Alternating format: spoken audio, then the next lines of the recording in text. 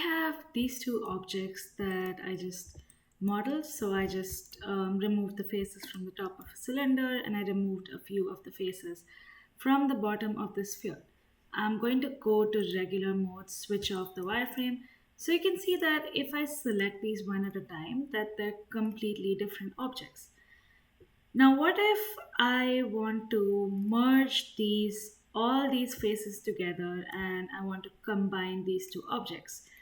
So if I click on both of them, so if I click on one, shift select the other one, right click and go to edge mode, I can try to select the edges of both objects together, but I won't be able to do that because right now these are two completely different objects.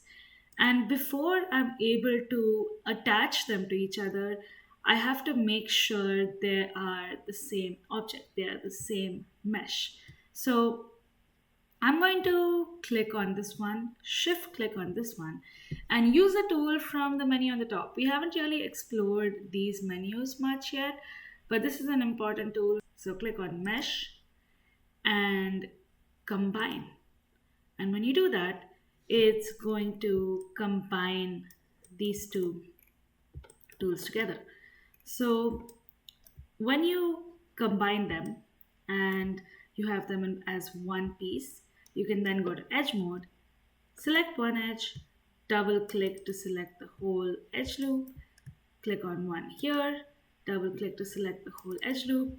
Since these were created using the default sphere and the default cylinder, we know that both of these edge loops have 20 edges each.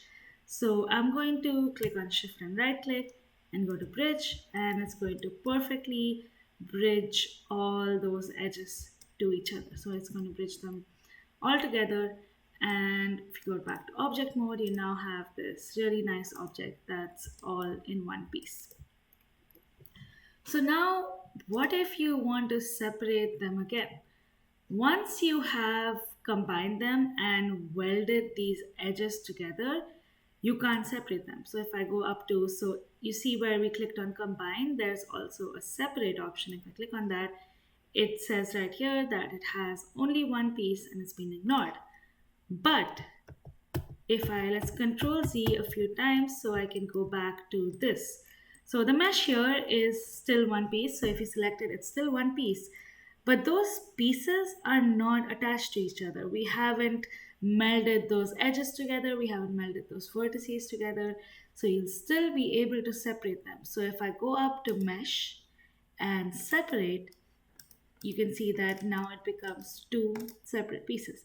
So this is important because if these were attached and you still wanted to separate it, like if you had attached them and bridge them, you can always go back and delete these faces and click on one, double click, select, click on the delete key on your keyboard, delete those faces and do the mesh separate.